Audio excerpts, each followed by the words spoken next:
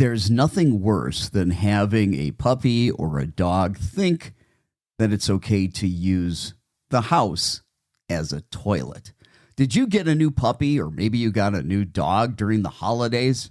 We're going to be talking all about how do you potty train even the most stubborn and difficult puppy and older dog. Don't go anywhere. We're going to unpack all of this in 60 seconds. Raised by wolves with canine DNA in his blood, having trained more than 24,000 pets, helping you and your fur babies thrive. Live in studio with Will Bangura, answering your pet behavior and training questions. Ladies and gentlemen, please welcome your host and favorite pet behavior expert, Will Bangura.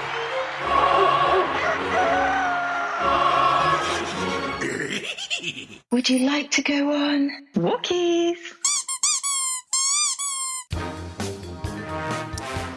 Good day, dog lovers. I'm Will Bangura. Hey, thanks for joining me for another episode of Dog Training today. Did you get a new dog during the holidays? Or maybe you've already got a dog, but you've been struggling with trying to potty train a puppy or a dog. I'm going to take this entire podcast to talk about how you can potty train the most stubborn puppy, the most stubborn dog. And for some of you, if you've got an older dog, trust me, that old adage, you can't teach an old dog new tricks, that's not true. We can teach an old dog how to potty in the correct spot and no longer use the house as a toilet. So let's talk about potty training. The number one rule in potty training, write this down. The dog or the puppy needs to be in your eyesight. You need to be supervising the dog or puppy with the potty training problem at all times. I know it sounds daunting. It's really not. But if you can't watch the puppy or dog, if you can't supervise, if you have to take your eyes off of them, and I mean even for 10 seconds, you need to put them in the crate. You need to confine them. If you haven't done crate training, it's pretty much kind of an essential when it comes to potty training. The whole idea is that most dogs, most puppies are not going to soil their den. And part of that is making sure that you get the right size crate. You know, a lot of people are getting crates that are way too big. The size of the crate should only be as big as the puppy or dog. What do I mean by that? So if your puppy is laying down or standing up, they're not squished together. There's enough room from the base of the tail to the tip of their nose for them to lay comfortably, but not a whole lot more. If there's a lot of room, if it's a large, super large crate, hey, some dogs, some puppies, they'll just go in the corner. Yep, they'll go in the corner of the crate, they'll pee, they'll poop there. And now we've got another problem because now we can't even use that when we can't supervise, right? But the number one rule, supervise or confine. And that's so that your puppy, your dog, can't continue to rehearse the unwanted behavior of using the house as a toilet, of going to the bathroom in the house. That's just going to keep on getting more and more and more conditioned. So part of what we need to do is think about how can we create the most success and the least failure. And we're going to talk about this. Oh, and by the way, if you really want to understand potty training, you can go to Amazon. I've wrote a 350 odd page book all on potty training. Older dogs, younger dogs, puppies, dogs that need to have pee pads in the house or a special spot outside. So you can go to Amazon if you want to get the definitive guide. You can get my book, House Training 101. Potty Training Unleashed by Will Bangura. Again, that's House Training 101, Potty Training Unleashed by Will Bangura. You can also go to my website at dogbehaviorist.com. Look for in the menu, the link that says books, and you can find my book on potty training there as well. But I like to give back to the community. Not everybody can afford training. You guys could certainly afford the book, but here's some free content for you.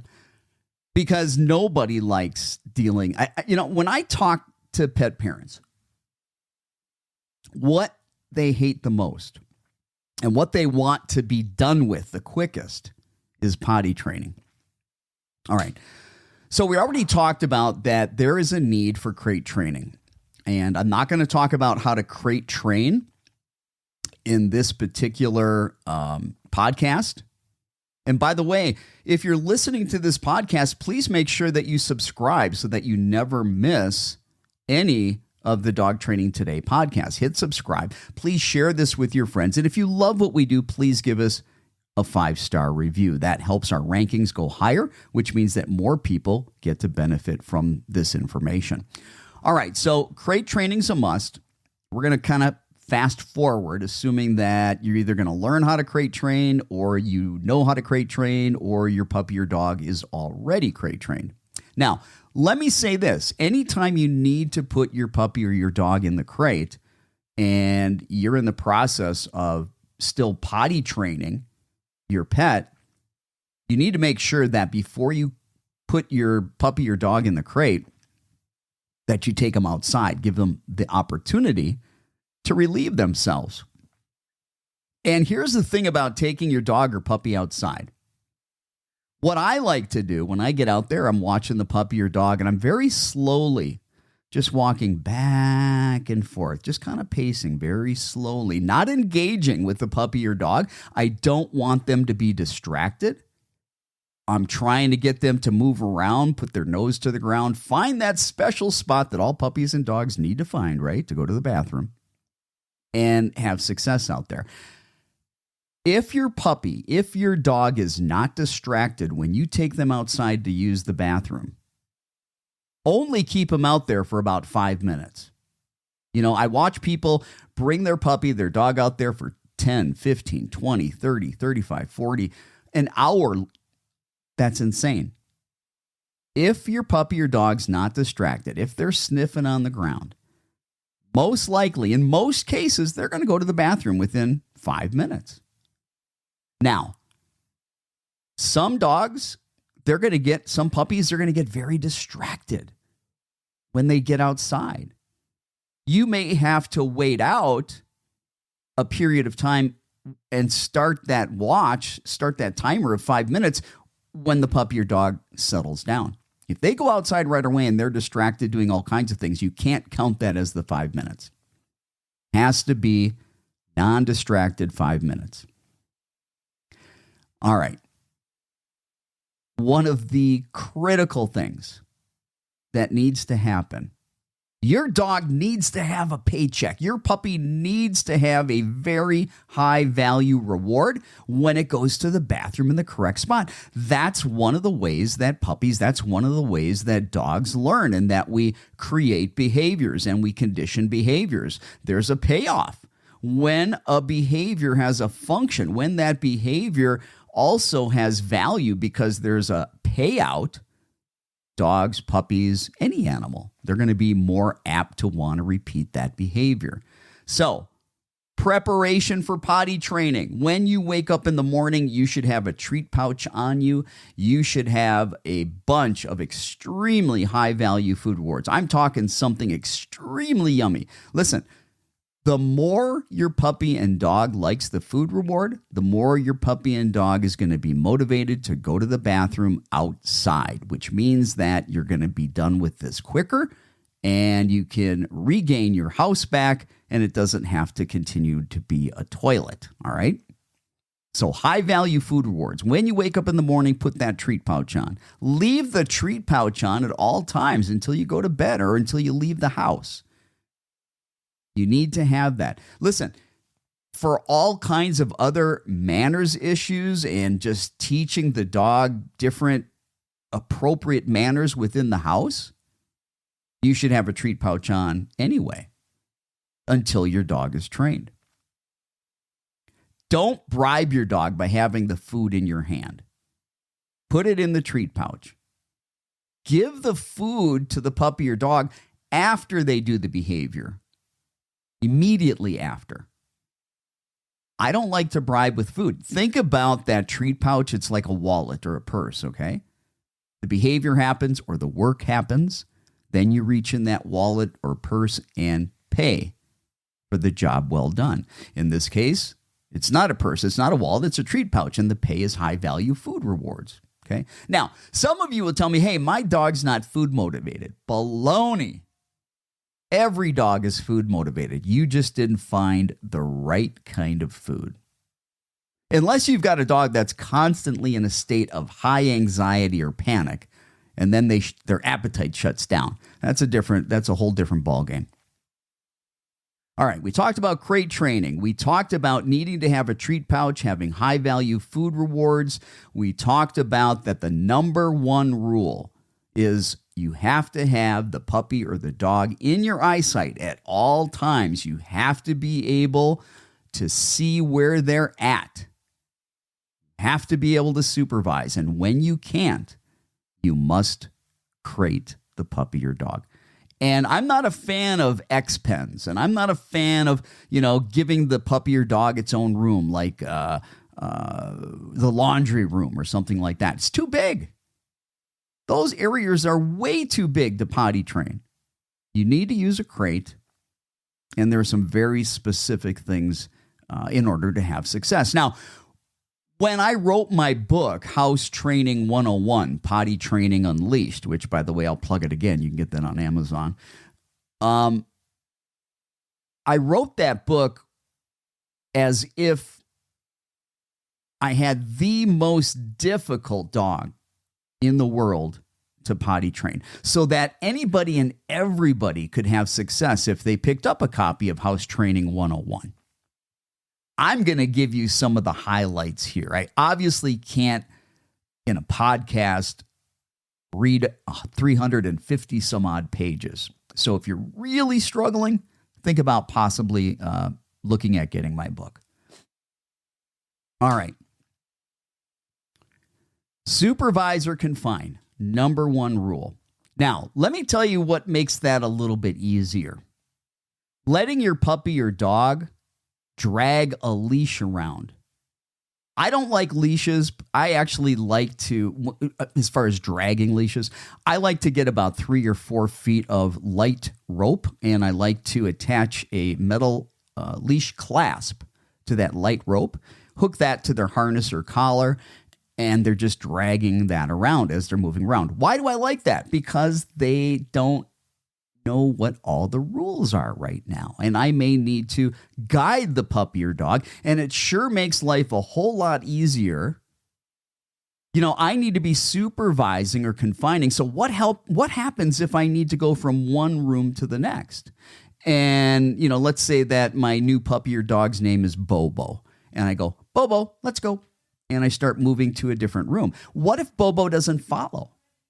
I want to be able to take that, I call it a drag line, that light rope that's, again, 3 or 4 feet long with a leash clasp on it attached to their collar or harness. I'm just going to grab that and just guide them with me to go where I'm going. Because, again, I've got to keep them in my eyesight. All right? All right. Let's talk about what do you do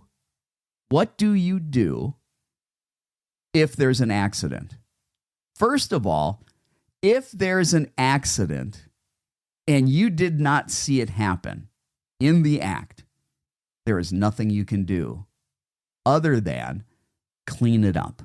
And we're going to talk about cleaning up in just a little bit, all right?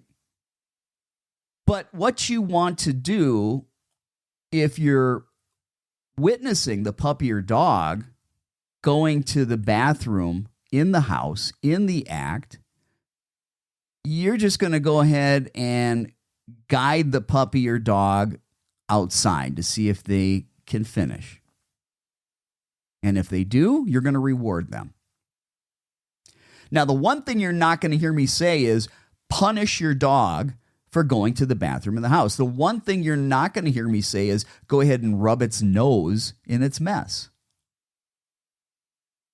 That is old school, folks. No modern, educated dog trainers, behavior consultants, behaviorists ever do that.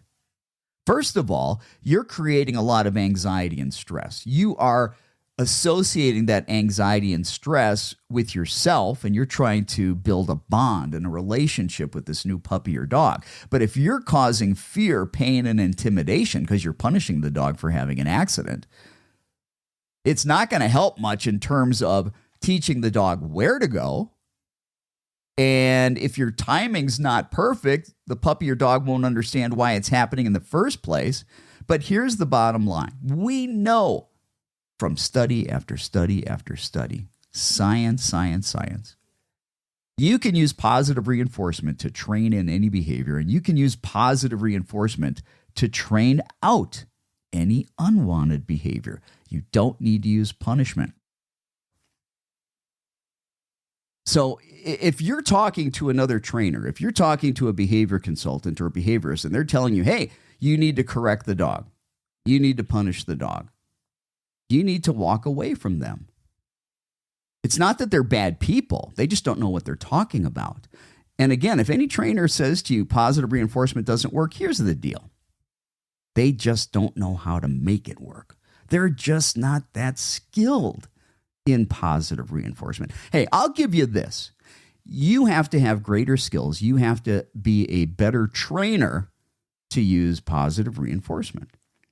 But the benefits in terms of the bonding that you're going to do with your pet and that relationship that you're going to have. And, there's this huge risk when you use punishment that there can be long-term repercussions, creating anxiety and fear and all kinds of problems. But I want you to think about this. How fair is it? How fair is it to punish an animal that has absolutely no clue what the rules are? We need to take the time to teach them where it is we would like them to go to the bathroom, because the dog, the puppy's just being a dog. It's just being a puppy. They got to go. They go. Their DNA, their genetics doesn't tell them, if you're in a house, let's go outside and not make a mess. We've got to teach that. So oftentimes people are correcting and punishing their puppies and dogs for just being a puppy, being a dog, and not knowing what your rules are because you didn't take the time to teach them. Okay? All right, we talked about that drag line. Listen, let me say one more thing about the crate, because this is where a lot of accidents happen. And then I'll get back to telling you what you need to do when there is an accident, other than, hey, don't punish. Okay? You're going to take the puppy, get him back outside. You are going to see if they need to void more, go to the bathroom more. Keep them out there for 5 minutes of undistracted time. And then when you come back in, go ahead and put them in their crate. And then clean up the mess. Now, you need to make sure that you're using a really good cleaner, because, dog's sense of smell is just incredible. Cleaning supplies that get rid of the smell for you and I, for us humans, will not get rid of the smell for the dogs. I mean, literally, they can smell one drop of blood diluted in a 55-gallon barrel of water. Okay? Their sense of smell is crazy, crazy good. So you need to find a product that's enzyme-based. I like SCOE 10X, SCOE 10X. You can get that at SCOE10X.com, and 10 is 10. Nature's Miracle. A lot of people have heard of that. Follow the directions on the bottle. Don't just, guess on how to use it, because it makes a big difference when you use it the correct way. And let me just give you this big tip. If you're potty training a dog or a puppy, make sure you've got a black light. We'll come back to the black light, because the black light, if there's an accident and let's say it dried up and you can't see it, right? Well, if you go through the house with a black light, They'll light up like a Christmas tree. Everywhere the dog went to the bathroom, you're going to see this bright, like yellowish stain come up with the black light. And I tell you to get a black light because that keeps you honest. Because here, remember what I said? Number one rule, keep the puppy or dog in your eyesight. And when you can't, you need to confine in the crate. Well, how well did you do that? You know, if every evening at the end of the evening, you go through the house with a black light and you start finding areas where your puppy or dog went to the bathroom, guess what? You didn't follow rule number one, did you? And here's the thing I want to tell you. It can be exhausting to have to follow a new puppy around and to keep your eyes on a puppy at all time. I never want you to feel guilty about needing a break and having that puppy or dog go to its crate. You can give it a toy. You can give it a chew, like a bully stick or something like that to keep it busy. But you may need breaks, and it's okay to do that. You know, if you're like me and you get on the couch and you're watching TV, it doesn't take long before I start dozing off. If I've got a dog or a puppy that I'm potty training and I start feeling myself dozing off, hey, I better get up and I better crate the puppy or dog, because if I fall asleep, I'm not there to supervise, right? And even if, let's say that the phone rings and it's an important call and you really need to pay attention, you need to tell the caller, hey, hold on a second, hold on, and then go crate your dog. And then go back to the call. And when the call's done, you can take the puppy or the dog out of the crate. The reason we're doing this is to avoid accidents. Remember, we want to have as few accidents as possible and as many successes as possible. So supervise or confine is huge. Let's say you need to use the restroom. You got to go to the bathroom. Well, a lot of people will just do that and not crate the puppy or dog. And then they come out of the bathroom only to find an accident happened. So think about all these little short duration situations where you might not be able to pay attention to the dog or puppy, where you need to confine them. Telephone rings, important call. Got to go to the restroom. Somebody comes to the door. Hold on a second. You know, they're knocking on the door. Hold on a second. Crate the puppy, crate the dog. And then go deal with who's at the door. Maybe there's somebody that's coming to the house to do some repair work on something. Tell them to wait, put up the dog. These things are really crucial. They're little, they're tiny little tips, but boy, these are gems. These are diamonds. This is going to be the difference between success and failure. All right. The next thing, let's talk about keeping a journal. Remember, I said I'm going to approach this as if I've got a puppy or a dog that's the most difficult puppy or dog in the world to potty train. All right, there's a couple things I want to do. Number one, I want to feed on a schedule. I'm going to feed at the same time every day. I'm going to set the food down for 5 or 10 minutes, and then I'm picking it up, and it's not going back down until the next scheduled feeding. And again, I'm going to feed at the same time every day. I'm also going to offer water with meals. And 10 minutes after that's down, that also gets picked up. Now, throughout the day, I am going to offer water, but I'm not leaving water down for the puppy or dog to drink at any time they want. I'm not leaving food down for them to graze and free feed. Water and food are scheduled.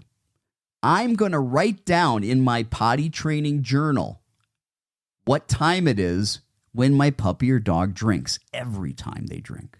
I'm going to write in my potty training journal what time it is when my puppy or dog eats every single time they eat. I'm also going to collect really important data. I don't know, maybe some of you know where I'm going with this. Every time the puppy or dog goes to the bathroom, I'm going to mark it down. What was that time in my potty training journal? I'm going to differentiate. Did the dog go potty? Did it go poop? Was it an accident or was it a success? And I'm going to keep this journal and I'm going to keep on putting that information in there while I'm potty training. Why? Listen, if you feed on a schedule, if you give water on a schedule, and you keep a potty training journal, you are going to find a pattern. I don't know what the pattern's going to be. Let me just make one up, but there's going to be a pattern. Let's say your puppy or dog drinks. And you're collecting data, you're writing down what time it drinks, and you're writing down what time it either has an accident or success, whether it's pee or poop. How long after your puppy or dog drinks does it typically need to pee? How long after your puppy or dog typically eats does it need to poop? If you're feeding on a schedule, if you're giving water on a schedule, and you're collecting that data, you are going to find a pattern. And now you're going to be able to pretty well predict when this dog is needing to go to the bathroom. And that is huge. That is huge for us to prevent accidents. It's huge for us to be able to create as much success, having the ability to set a timer. Maybe it is your smartphone or something. But if my data says, hey, 30 minutes after my dog drinks, it's going to go to the bathroom, I'm going to set my timer for like 20, 25 minutes.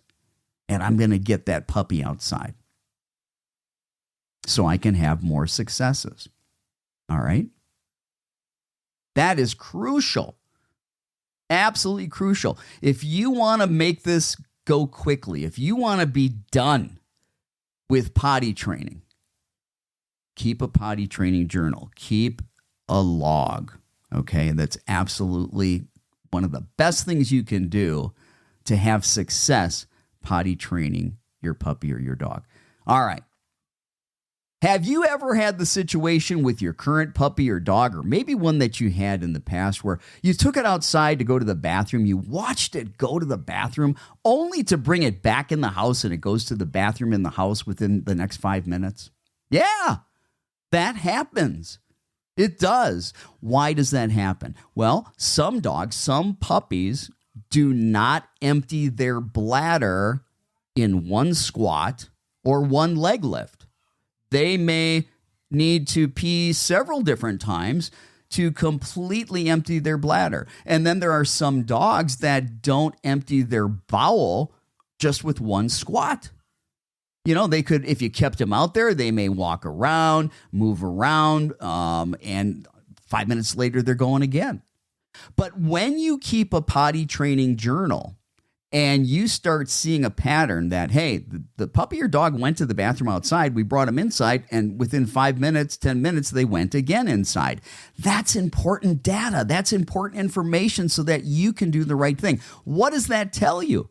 It tells you what I just said. You've got a puppy, you've got a dog that doesn't empty the bladder on the first shot. You've got a puppy, a dog that doesn't empty their bowels on the first shot. That tells you you need to stay outside a little longer. A little longer.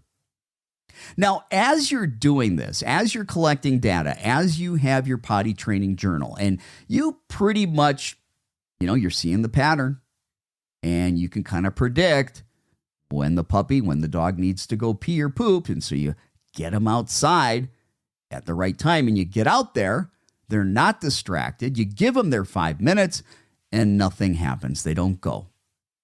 What do? Do you stay out there longer? Well, maybe, but if you do, don't stay out there more than maybe a minute or two longer.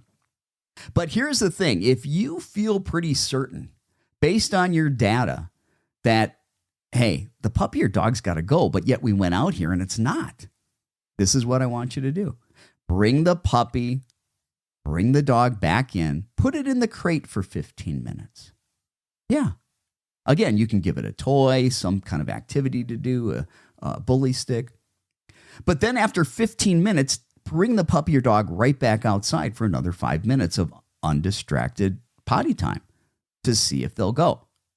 And if they still don't go, and based on your data, you are certain they have to go, yeah, bring them right back in, put them back in the crate for 15 minutes. It's not a punishment, guys. We're not putting them in the crate for punishment.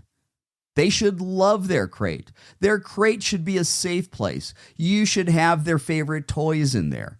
There should be nothing punishing about going in the crate. All we're doing is identifying the fact that, man, I really think this puppy is going to go. And I don't want there to be an accident. Yet we took it outside. It didn't. Therefore, I'm going to go ahead and put it in its crate. Now, if I did that 2 or 3 times and the puppy or dog still didn't go, I'm going to ask myself some questions.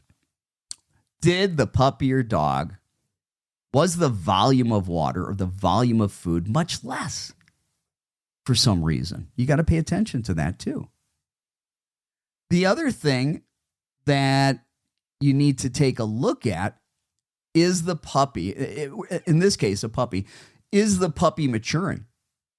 Is the bladder able to hold urine longer? Is it getting stronger? Is the bladder muscles getting stronger? What about the bowels? Are those muscles getting stronger? Are they able to hold it longer?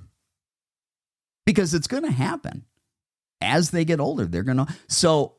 But what's going to happen is you're going to find that in your data. That will come out because the time differential between when they drink and pee, when they eat and poop is going to change. And that's a normal thing to do. Okay? All right. When it comes to potty training, one of the things that I like to do is I like to put it on cue. But I begin, if I ask the dog, if I watch people go out there, go potty, and the puppy, the dog's not going potty, and they don't know what that means. So here's the trick behind it. Let them engage in the behavior of peeing or pooping.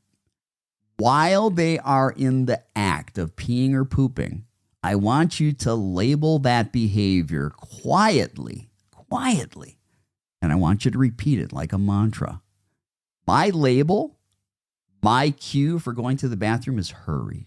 So when I'm training a new puppy or dog and they begin to go to the bathroom very quietly, just loud enough that they can hear it, I go, hurry, hurry, hurry, hurry, hurry, the whole time while they're going. As soon as they stop, as soon as they come up from the squat, I stop saying hurry. And I mark that behavior and I reward the dog. Now, if you don't know what I just meant when I said mark the behavior, I'm talking about using a marker training system. A clicker is one type of marker. Some people use a verbal marker like yes, but it's something that gets conditioned to the positive reinforcement, in this case, food, and it's about timing. You've literally got about a half a second to a second to get the food in the dog's mouth in order for them to connect the dots why they're getting it. All right. So a lot of times we're late with getting the reward to the puppy or dog. Oh, they like the food, but whether they're connecting the dots cognitively why they're getting it, well, that's debatable if you don't have good timing. Well, using markers allows us to, in very perfect timing, mark the behavior that we like, that we want, and that sends a signal. That marker is conditioned. So the dog knows when it hears the clicker or hears a verbal marker like, yes, I'm getting a treat. And then we've got a little bit of time to get the food reward to the dog when we're using markers, okay?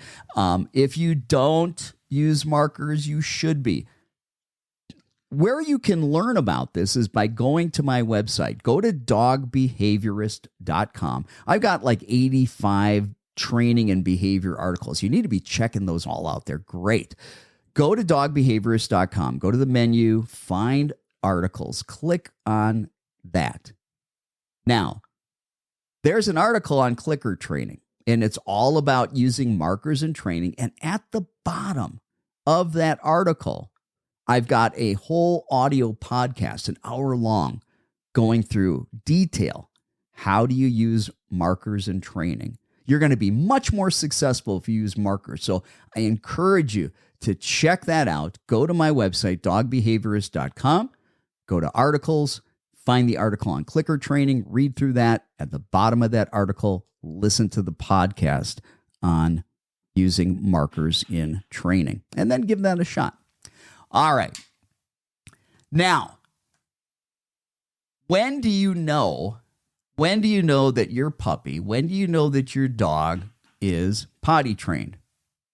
Well, the way I look at it, if I can go about 2.5, 3 months without an accident, I think we're pretty much there. That's kind of my cutoff.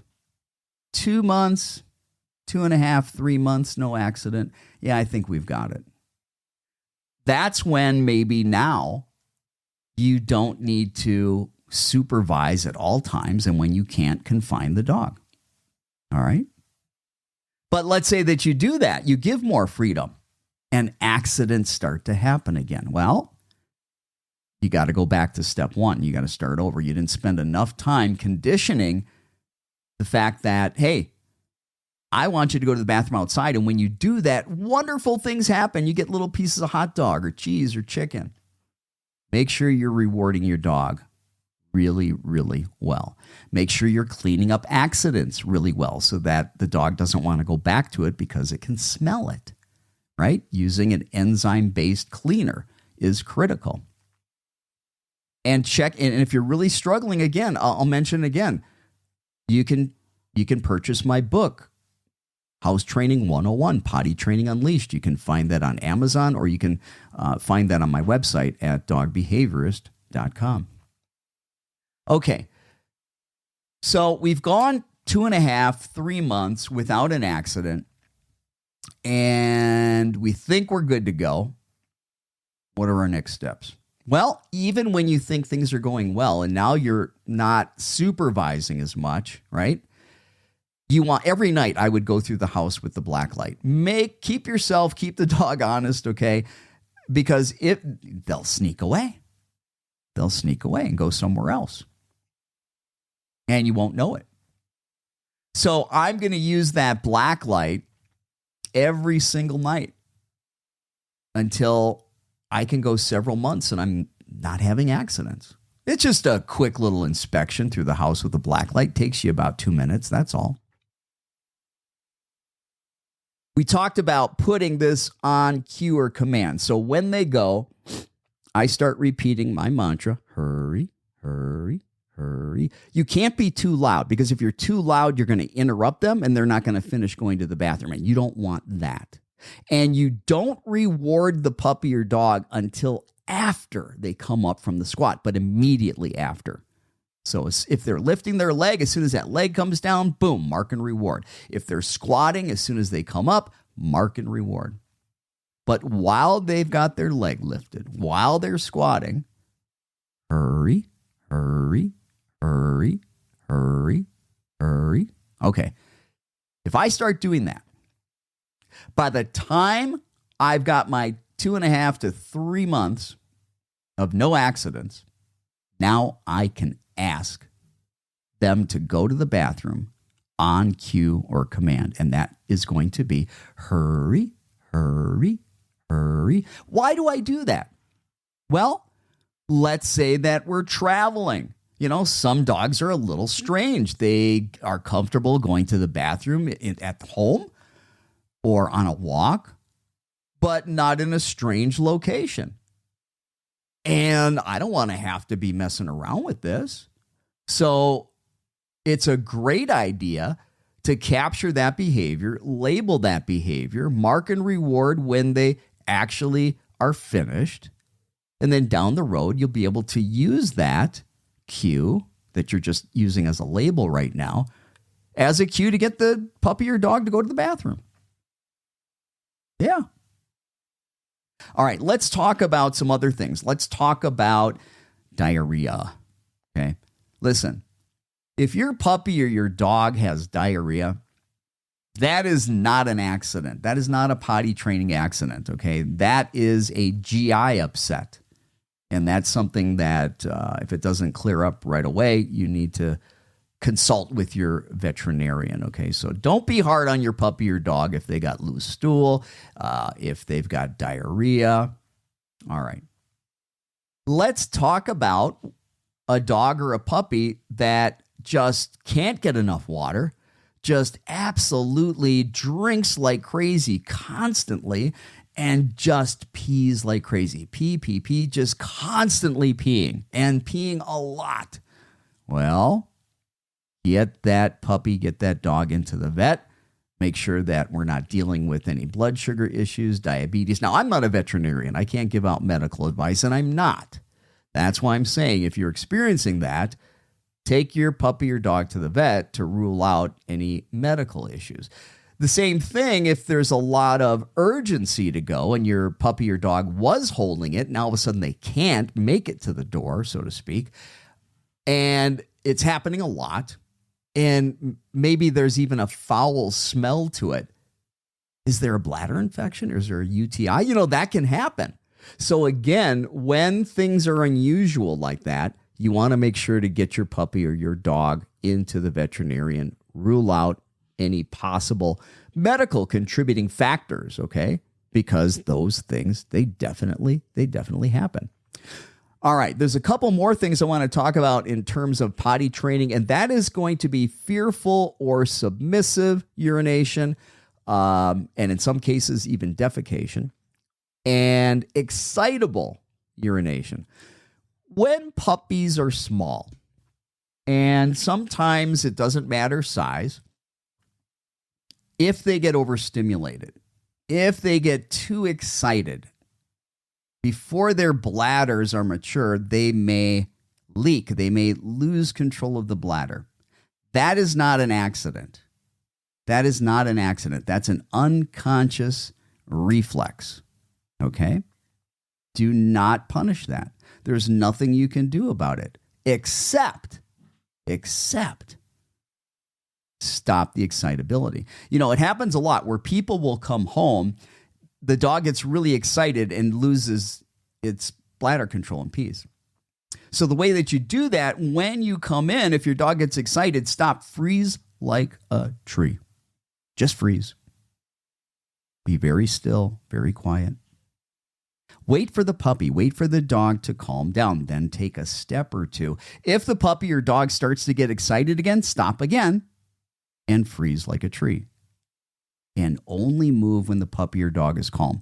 Now, you're going to need to do that for a little while. It's not like you are, going to be able to do that once and, expect success. Okay? Every time when you come home, when the puppy or dog's excited, freeze like a tree. And not just necessarily when you come home. That can be any time. Guests come over. You got to inform them what to do. Eventually, the puppy's going to get older. The bladder those muscles will get stronger. And typically that works itself out. Now, some dogs have it really bad. I mean, it can, I've seen it go on until some dogs were up to 9 months of age. And then I've seen it go beyond that. And I've seen dogs that had such weak, bladders that they needed to go in to see the vet and they've got medication. But listen, I don't want you to think just because you're struggling with potty training that you need to give your dog medication for its bladder. No, those are in special cases, special situations. And that's for the vet to decide. Not me, not you. So the other thing besides excitable urination is submissive or fearful urination. So some dogs are very submissive. Some dogs frighten very easily and they can lose control of their bladder. That again, that's not a potty accident. That is an unconscious act. And that is something that you have to begin to desensitize the puppy or dog to those things that are triggers that it causes the puppy or dog to become submissive or fearful, which then in turn causes the puppy or dog to lose control of its bladder. All right. Now, let me talk about dog doors. For me personally, I think the dog door is the greatest invention ever made to help with potty training. And I do this with every one of my puppies, every one of my dogs. I buy a crate. I make sure it's a 2-door dog crate. I remove one of the doors on the crate. My house has a dog door. All my homes that I've lived in have dog doors. I take the crate. That door that I took off, I'm going to take that and I'm going to take the crate that doesn't have the door, that opening where the door would be, and I'm going to push it up against the dog door. So think about it. Let's say I put the puppy or dog in the crate. Now the puppy or dog has the ability to go outside. They have the ability to come back in, but they don't have the ability to have accidents in the house. And one of the ways that I love to potty train is through teaching the dog door. And when I can't supervise, I can put them in the crate and they go out the dog door and they go to the bathroom. Now, I will tell you, initially when I'm potty training, I don't use the dog door unless it's a huge struggle. Because first and foremost, think about it. If they're using the dog door, what are you not doing? You're not out there to reward them. So where's the positive reinforcement for going to the bathroom in the correct place? See, I believe that needs to happen first. And then once that happens, now you can start to teach the dog door, and now they can start to use it. And I'll tell you, there's nothing better, absolutely nothing better than having a dog door and not having to get up, open the door, and let the dog outside. It's a great invention. I highly recommend get a dog door. Now, I've had some people say, oh, what about safety? I don't want people breaking in the house. Let me tell you something. If somebody's going to break in your house, they're going to break in your house. That dog door is not going to be the thing that's going to be, oh, I'm only going to break into houses that have dog doors. Okay? And when they hear the dogs barking, they're probably going to turn around and run. Robbers, burglars, they don't like to go into homes where there's dogs. They don't know what they're going to encounter when they do that. All right, need to take a quick second to hear from our sponsor. I want to take a quick second to talk to you about Calm Dogs. Calm Dogs is a natural calming aid that I spent 5 years researching and developing. That's right, Calm Dogs is my creation. I developed Calm Dogs for dogs with anxiety, fears, phobias, reactivity, and even aggression. I created Calm Dogs to help dogs that have noise sensitivities, like a fear of thunderstorms or fireworks. Calm Dogs also works great for dogs with separation anxiety, a fear of car rides and travel. Calm Dogs even helps those dogs with a fear of vet visits or grooming. In fact, I'm so confident that Calm Dogs will help your dog that I make it absolutely risk-free. Calm Dogs comes with a 100% money-back guarantee. My promise to you is very simple. Calm Dogs works for your dog or it's free. Take the 45-day Calm Dog Challenge. Go to calmdogs.com or doganxiety.com to learn more about Calm Dogs and how it can help your dog today. Risk-free at calmdogs.com or doganxiety.com. All right, let's get back into the potty training. I want to talk about, in some cases, let's say you've got a toy breed. Let's say that maybe you live in an apartment, okay? In some of those situations, some people like to train their dogs to go to the bathroom on pee pads, or maybe they teach them to go in a litter box, or they get some other type of turf, okay? They got these boxes that are elevated with fake turf on them. They even got self-cleaners. I mean, it can be pretty sophisticated. Now, typically, this is just me, I try to dissuade people from training their puppies or training their dogs to use pads or go in a litter box or something like that in the house. Because I believe that part of what it teaches is that it's okay to go in the house. And I've seen lots of these puppies, lots of these dogs make mistakes and go elsewhere. But with really good training, with really good consistency and repetition, patience, understanding, and compassion, you can get that done. All right. It wouldn't matter whether it's a potty pad. It doesn't matter if it's a litter box. Okay. One of the things that I like to do when I'm doing that, especially what I like to do if I'm doing pee pad training, when the puppy goes to the bathroom, either an accident or the puppy goes to the bathroom outside, I'm going to take a pee pad and I'm going to soak up that urine. And I'm going to keep that pee pad with that soaked up urine pretty fresh. So like when it gets stale, like 2 days later, I'm going to soak up another pee pad with the puppy or dog's urine. Because I need that scent. I want that scent to kind of draw them over to it. So it just kind of helps kind of as a scent lure to where I want them to go to the bathroom. A lot of times too, I'm helping where I'm doing pee pads. I start off with a very large area. So I've got several pee pads put together. All right. And I bring the puppy into the middle of that. And I've got their drag line that I'm holding very loose.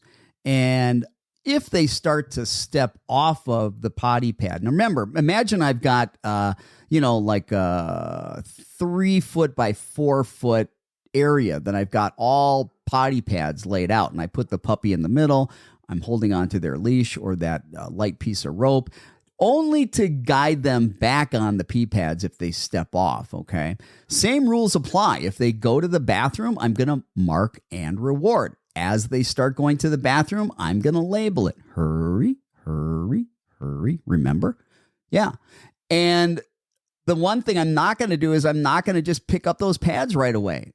Down the road, once the puppy's trained, yeah, I'm not going to keep soiled pads down, just because of hygiene issues. Now, the same thing for pooping. Look, if the puppy has an accident, poops in the house, or the puppy poops outside, I'm going to take that poop, I'm going to put it on the pad and guide the puppy over there. I'm doing everything the same. I've got my potty training journal, my potty log. I'm supervising or confining, marking and rewarding when they're going to the bathroom. The only difference is instead of going outside, I'm putting them on a potty pad. Or instead of going outside, I'm putting them in a litter box. Now, when I do a litter box, I get a large tub that's really not a litter box, and I put the litter in there. Again, I need the area to be big to start with. Once they understand to go in that litter, once they understand to go on the pad, now little by little, I can shrink the size of that down to one pee pad. Little by little, I can shrink the size of that tub where I've got the litter in it, the litter material in it, make that smaller till we get to the point where it's just a regular litter box. So you can do that too. Now, what about the older dog? Guess what, guys? If you've got an older dog, unless they are incontinent because of age, and some, if you got a really old dog and the dog was doing great and then all of a sudden it starts having accidents, get the dog to the vet. Let's make sure everything's okay there.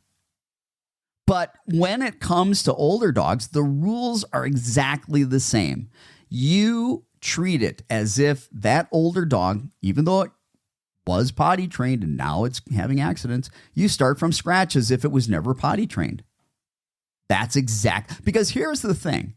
The dog doesn't know better. I know some of you think that they're doing it just to spite you. I know some of you think that when you come home and you look at them, they're showing you guilt. That is not what's happening. I can't get into the dynamics of what's really happening, but it is not guilt.